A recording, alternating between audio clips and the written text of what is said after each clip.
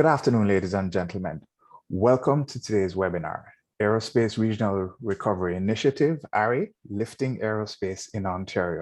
It's going to be presented today by Principal of Fair Grant Writing, Igor Shigrin, and he's going to be telling us how we can access this fund and some of the preparations that you can do in order to be able to access these monies, to be able to build your businesses, to be able to service your clients in aerospace.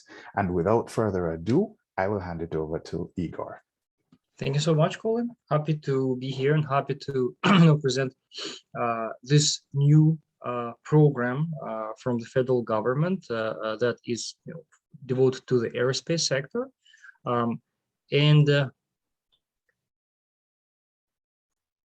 you allow me to share my screen, please? Sorry. I'm sorry about that, Igor. That's I got a bit ring rusty there. That's all right.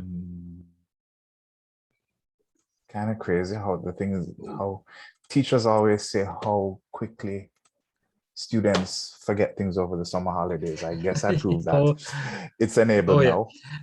Good, thank you so much. And by the way, while I'm sharing my screen, today we will mainly discuss this program, but we also will spend some time on looking at other programs, mainly for aerospace sector, but also I will highlight some of the programs that are kind of universal. They're not necessarily for aerospace sector.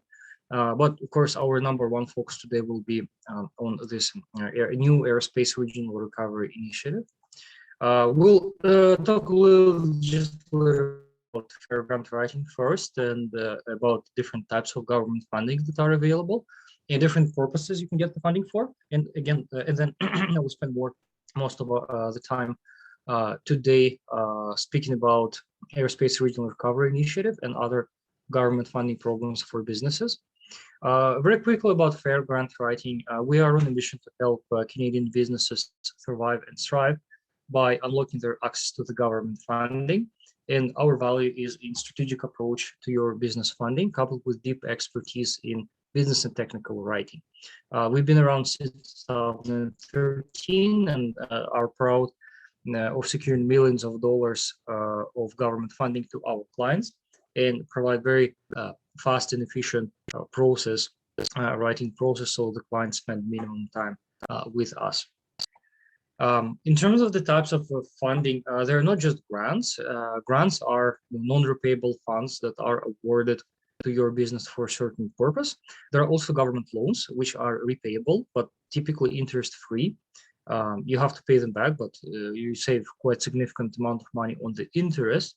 And there are also tax credits that are also non-repayable, i.e. grants, but unlike regular grants, they are retroactive. And that means that you need to apply for a tax credit when your fiscal year ends or when your project is over, depending on the program. Currently, there are also temporary COVID-related incentives, and those incentives are pretty much a combination of grants, loans, and different procurement programs from both levels of government, just to fight the pandemic or boost economic recovery. A couple of rules that you need to remember about the government funding is that when you are applying for government grants or loans, you must apply and wait for the approval before you start the project. However, when you apply for a tax credit, you typically apply after your project is completed and after your costs are incurred. So that's a kind of golden rule that you need to remember. And a couple of our success stories that we are proud of, especially given the context of this webinar today, $3 million interest-free loan to our aerospace client in Bonn, and over 300,000 in government grants to our metal fabrication client in Kitchener to expand their plant. There were, of course, other stories, and we typically work with a variety of manufacturing companies, not specifically aerospace or not specifically metal or plastics or whatnot. Over the years, we've got quite a good portfolio of companies across different manufacturing sectors. And this one is just to inspire you. This is not our client, just to give a full disclosure, but I like this case because if it shows you that if you have a good project, there's literally no limit of how much government money you can attract to your project. Like this particular company in Winnipeg secured over $100 million in a combination of government grants, government loans, and also loans from the Crown corporations. So yeah, there you go. Again, if you have a good project, good eligible project, chances are you qualify. And you may ask what sort of projects or what sort of goals, what sort of purposes the government funds, and those here you go. Basically, the government typically funds things like skills training, export business development, hiring new employees, purchasing equipment and improving productivity, software implementation and hardware implementation is also one of the areas that government typically funds. Business expansion, such as construction or expansion of a new plant, as well as research and development. So those are typically the areas that the government funds. I'm just checking quickly. Can everybody see my screen, just in case? Yes, Igor, I can see it. Title is Purposes of Funding. Yeah, super. Okay, thank you. So then, if that's the case, we'll continue on. Now let's talk about the main topic of today's webinar, Aerospace Regional Recovery Initiative. So what that is, this is a 250 million government initiative, federal government initiative launched this summer with the purpose of boosting aerospace sector across the country. And that means that no matter where you are in Canada, you can apply for this program, assuming that you are in the right sector, and then we'll talk about that later. The way you do that is you apply through one of the regional development agencies, and on this slide I listed those agencies. Those agencies are kind of federal government representatives in the provinces, and depending on the regions or the provinces, you have either, say in Ontario, you have two agencies, one for Southern Ontario, the other ones for Northern Ontario. For regions such as Western Canada or Atlantic Canada, you have one agency that covers like 3 or 4 different provinces. And again, those are the federal organizations that administer this program, and if you qualify, you apply for those agencies. Now, the objectives of the program, there are 3 main objectives, and the wording is a bit vague, but we've tried to clarify this as much as possible. So the first objective is greening the operations when adopting environmentally sustainable practices. So in simple language, what that means, it means the adoption of clean technologies, or commercialization of clean aerospace technology products or services, as well as a reduction of the carbon footprint. Now, it's a weird example, but let's say if your facility is run by diesel, it's as I said, it's impossible, but just for example, and then you decide to electrify this, you obviously save on you would lower your carbon footprint. So anything that lowers the carbon footprint of your facility or operation could potentially qualify for this type of funding. Second objective is improving productivity. This is a little bit more straightforward. Improving productivity is typically achieved through adoption of advanced manufacturing equipment or software, such as Industry 4.0 solution, artificial intelligence solutions, all the ERPs of the world, all of those solutions will result in improving productivity. So consequently, those systems are eligible under the rules of this program. And the last objective is strengthening commercialization. And that means integration of new technologies and new startups in your process, in your production process. There could be probably several scenarios or example. I couldn't, to be honest, come up with an illustration for that one. But if you are an established aerospace manufacturer and you are partnering up with a startup that develops a new product, in this case, that collaboration could potentially qualify, and you kind of helping the new startup commercialize their product and mass produce their product. Maybe you need some equipment for that. Maybe you need some software for that. Like, this is a scenario that could qualify under this objective. But what I can do just by working or with our clients on applications for this program over the past month, we noticed that most of them are focused on the second objective, which is productivity improvement. Most of them need this funding to purchase advanced equipment, scale up, or introduce advanced software solutions.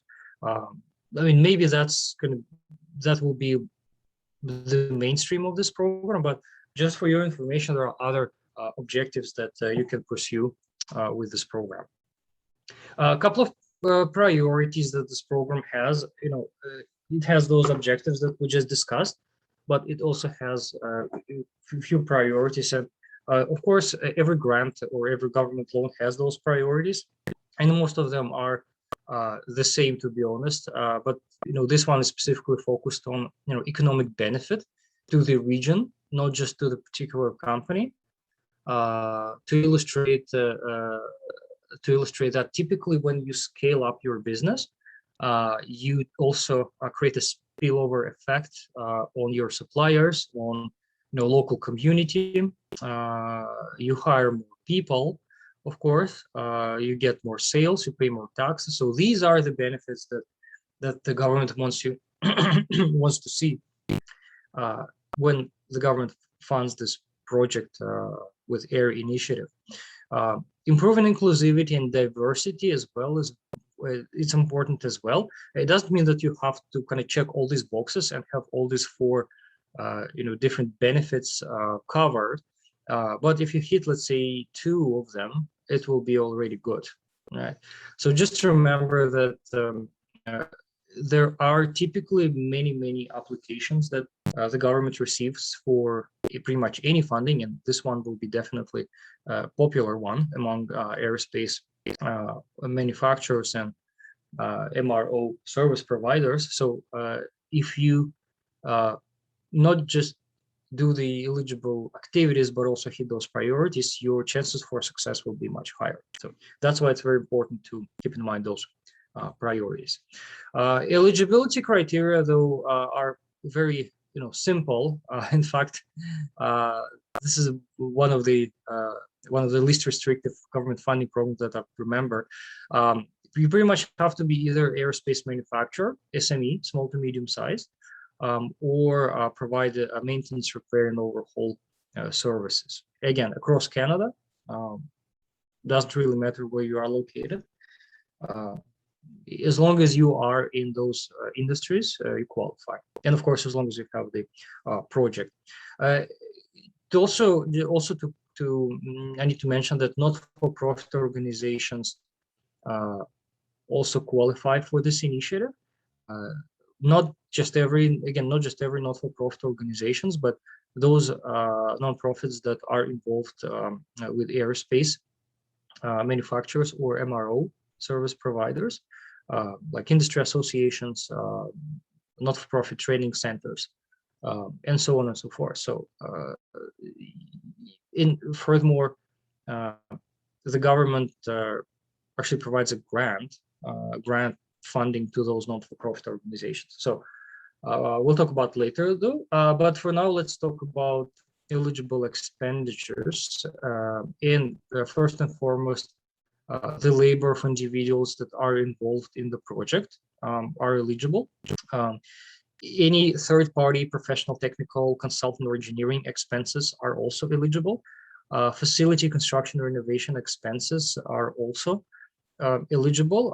However, we've been told that the focus will be primarily on improvements versus construction, because construction is a huge and expensive exercise. The government may not necessarily be willing to pay for the construction, but at least everything that's done inside 4 walls, that's something that could be eligible. And one of the main eligible expenses, of course, equipment purchasing and installation. And keep in mind that although this category is called equipment, it also includes software and hardware. So it's not just production equipment.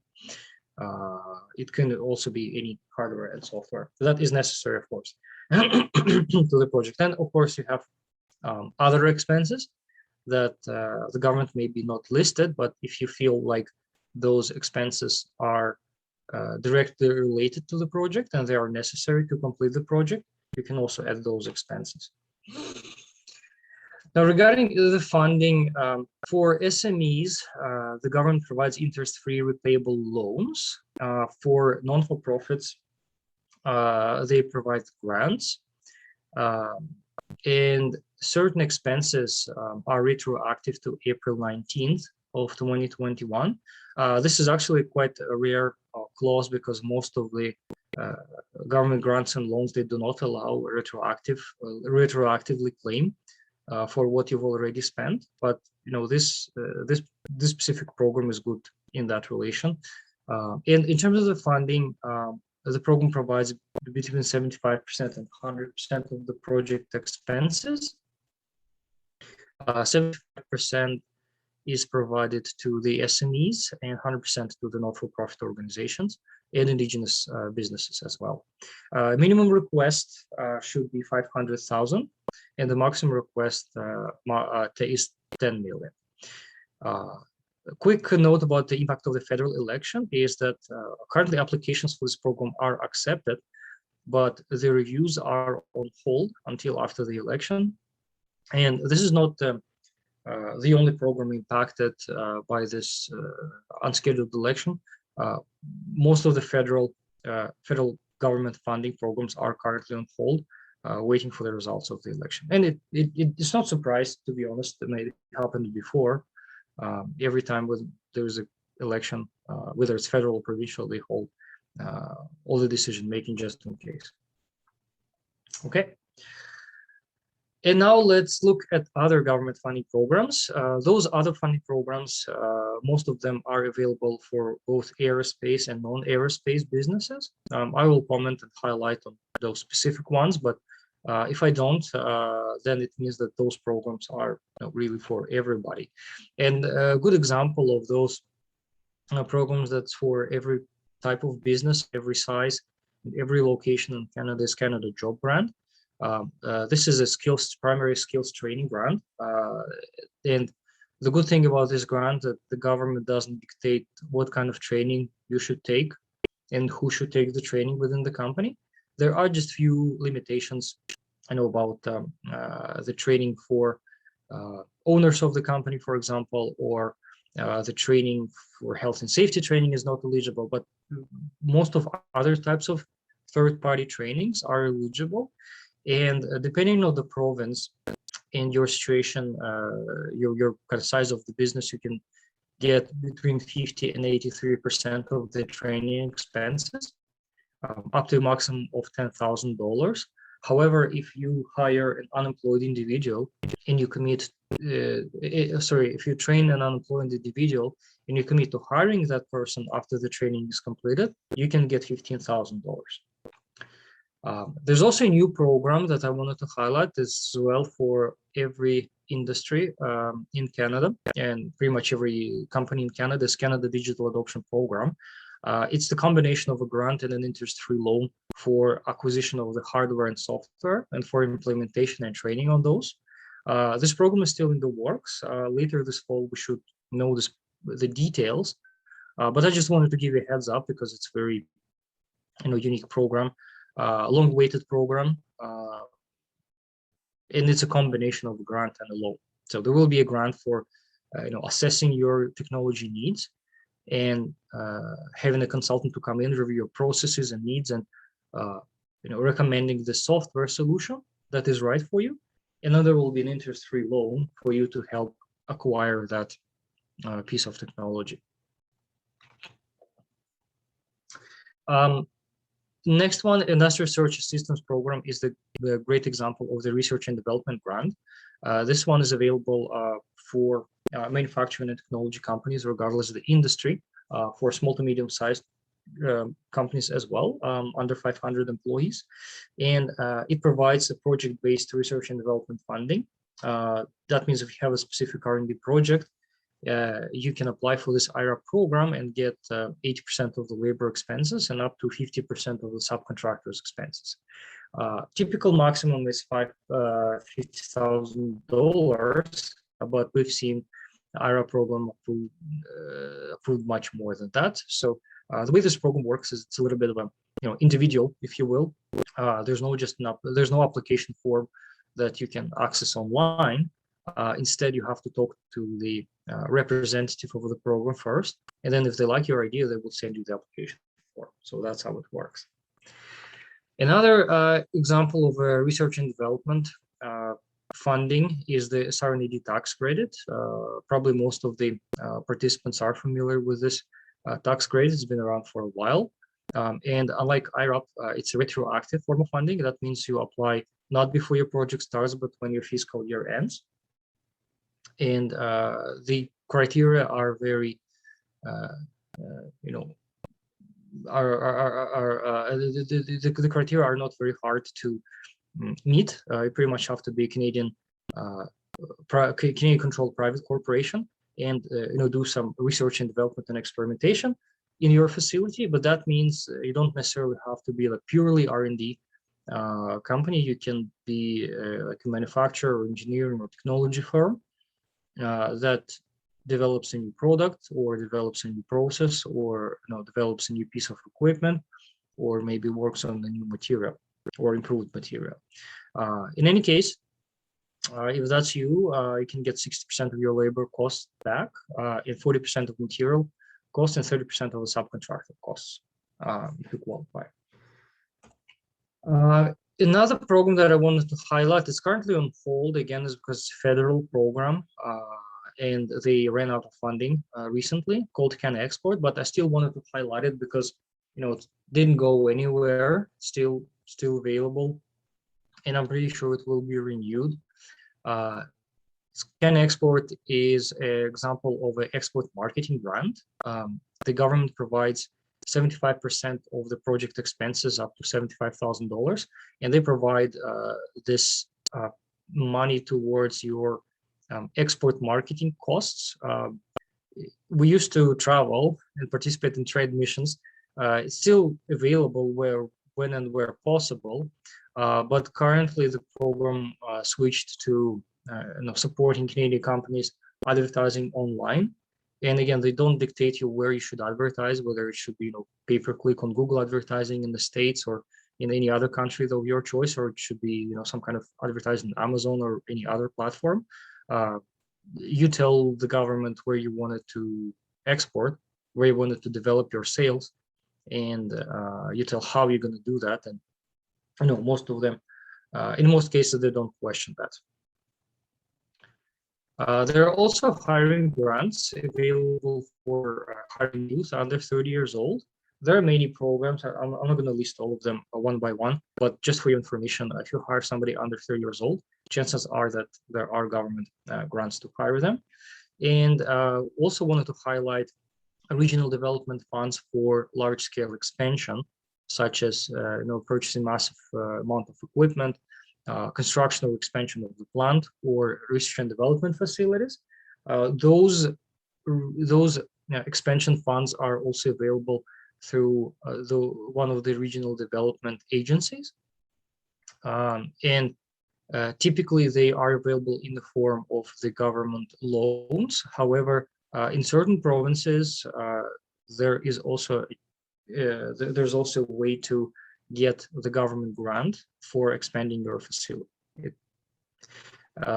There are also specific programs for certain sectors like forest industry, and agriculture and fishery.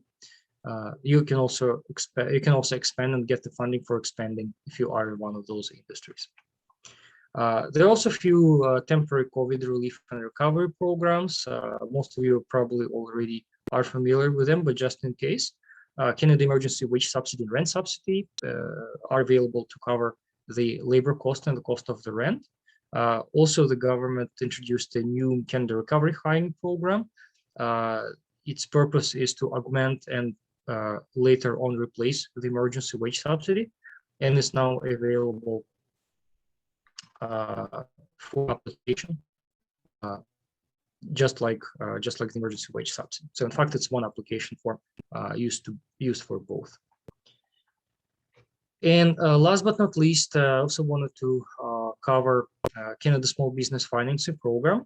So it's neither a grant nor tax credit. It's the government guaranteed loan of up to $1 million, including up to $500,000 for equipment purchasing. And it's available for small to medium-sized companies that with 10 million or sales, $10 million sales or less. It's also available for startups. And primarily it's available for purchasing land or building, also doing renovations and leasehold improvements, and purchasing equipment. So those three are the main expenses that are eligible under this program. This loan, again, it's not an interest-free loan. It has an interest in it, and is provided by all major Canadian financial institutions. But what's good, where the government plays here is that government guarantees 85% of the amount of loan. That means if something happens and if you are not in a position, your business is not in a position to pay the loan, 85% of that loan will be paid by the government. So something to consider. Lastly, I wanted to highlight our book called Get Funded, where you can find more about the strategy, your funding strategy, how to navigate different funding options in Canada, how to determine your funding needs, and you will find also the tips from the funders and writers, how to increase chances of success in getting funding, and the examples of the best answers to the questions in the application form.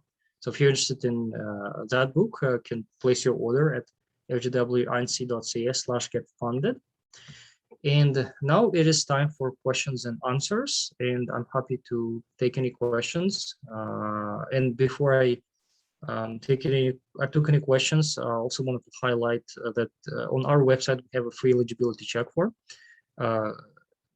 If you don't know what grant are available for you, or what loan or what tax credit is available for you, by spending literally a minute on filling this form, you'll give us enough information to narrow down the search and let you know exactly what government grants and loans your business is eligible right now.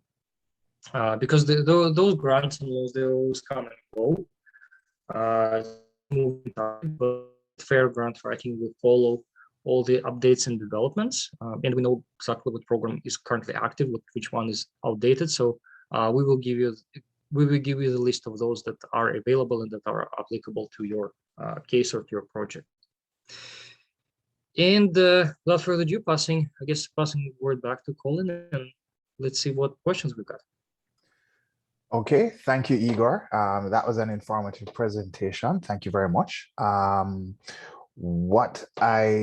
We do have some questions. I'm going to share my screen in a moment. I'm going to put that nice graphic that our marketing team had done for us back up. But the first question that I'd like you to address comes from Dakshina. The question is, what are the opportunities for aerospace engineering in India and worldwide? And I think that's a question that I have come across from a few other folks. Can they get funding for overseas subsidiaries of their companies? The company may have subsidiaries overseas. They might be a multinational. Right. So that does come up.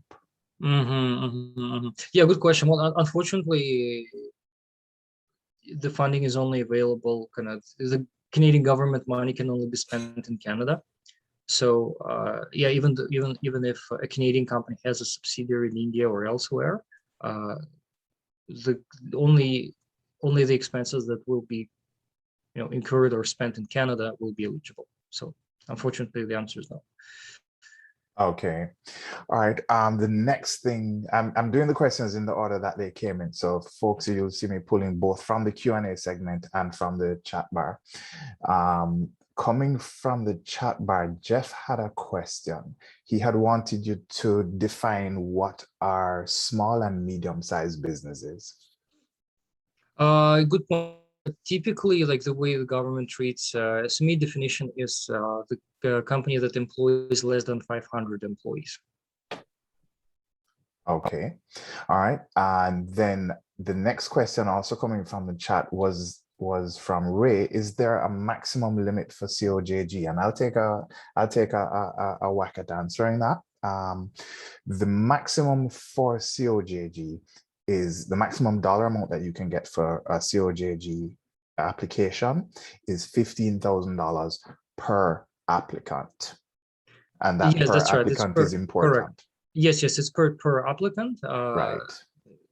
In some provinces, though, they do have a limit, maximum limit per company. But for example, in Ontario, there's no such limit. There's just a limit per trainee. In Alberta, I think it's 200,000 per company, if I'm not mistaken. All right. But, well, yeah. well, there you have it. But generally, it's 15,000 per applicant. Correct. And I think the better marketing answer would be go ahead and give us a call, because according to your province, there might be some nuances. And I see a follow-up question on it coming. I'll take it out of order. Absolutely. Yeah. There is no maximum per company in Ontario. As Igor was pointing out, there's a maximum in Alberta. There may be maximums in other provinces, but in Ontario at the moment, there is no maximum. So we have seen cases where people have put in COJG applications for 10, 15 employees. Some of them have asked for the maximum, which would be 150,000 for 10 employees. Other companies don't, but the best thing to do, give us a call. We can guide you based on which province you're in and which other nuances you have involved in your application. So going back to the Q&A now, Ray again asks, what are the operational costs which are not covered with ARRI applications? Igor. Yeah, operational expenses, they're typically first of all, they're not just covered by ARRI, but overall the government doesn't pay for these operational expenses. They're not eligible under any of the government funding programs, and those are typically material costs, labor costs, utilities. So basically everything that you need that you spend daily to run your operations. Yeah, and this isn't unique to ARRI. Many programs, especially those that are looking at capital upgrades, they're not going to pay for your operations.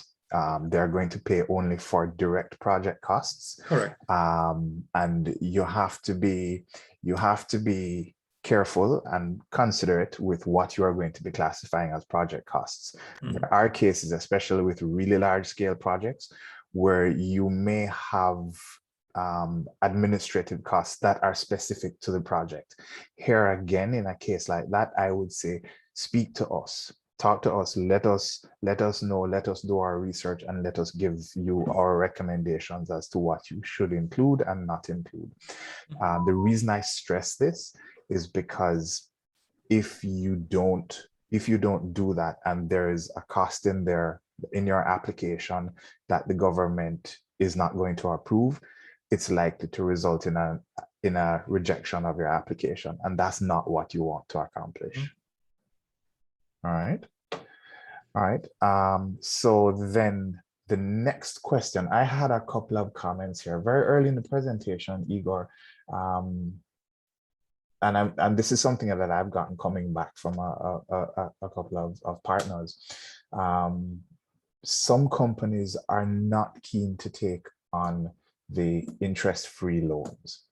And the comment I've been making, and I'm wondering if the financially minded people will agree with me. Some people just say they want free money, and that's cool, that's fine.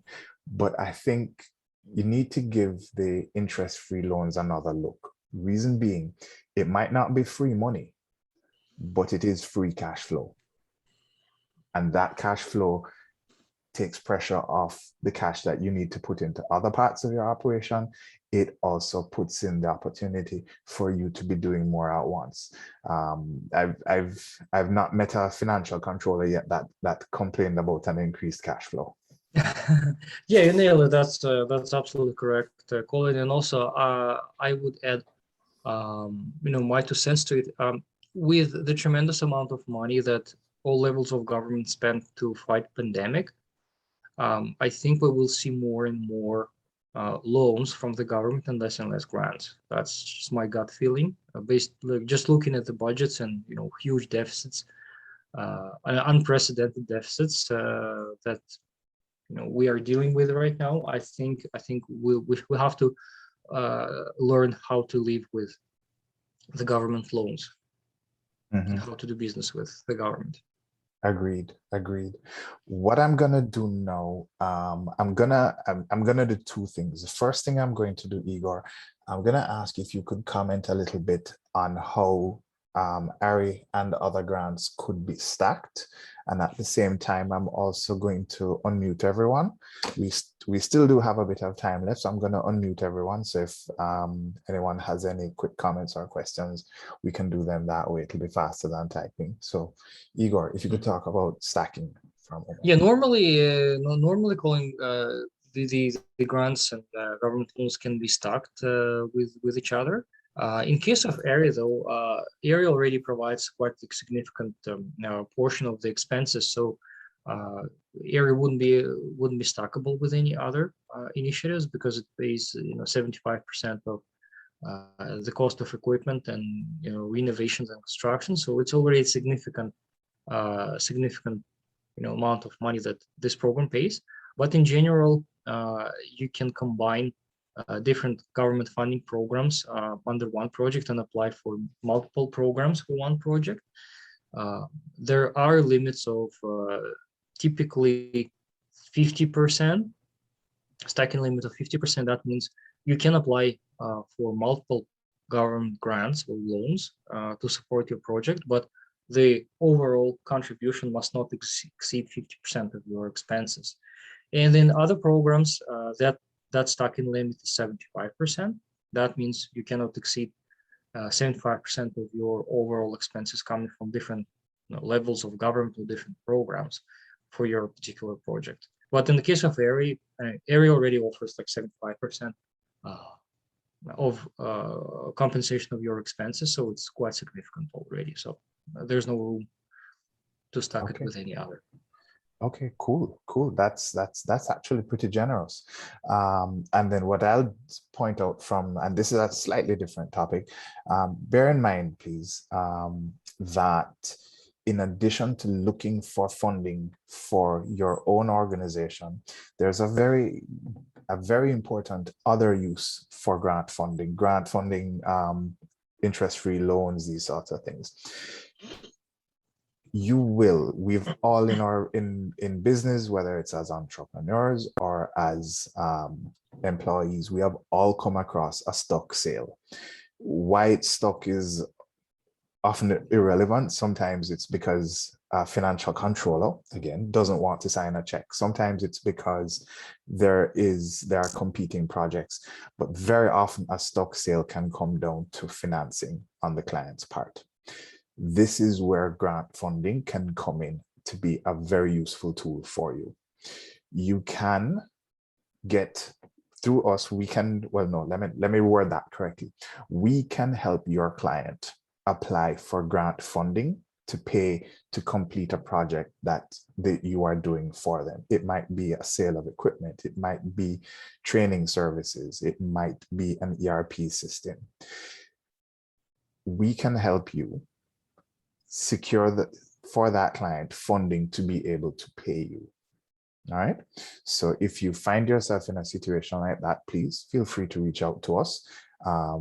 Our consulting services are generally free. We will tell you what is the best options for your client, as well as if we don't think there's a good option for your client, we'll tell you that too. All right. So just putting in a partner marketing opportunity there for you. At this point, everyone is unmuted. So ladies and gentlemen, if you have any questions, please feel free to chime in.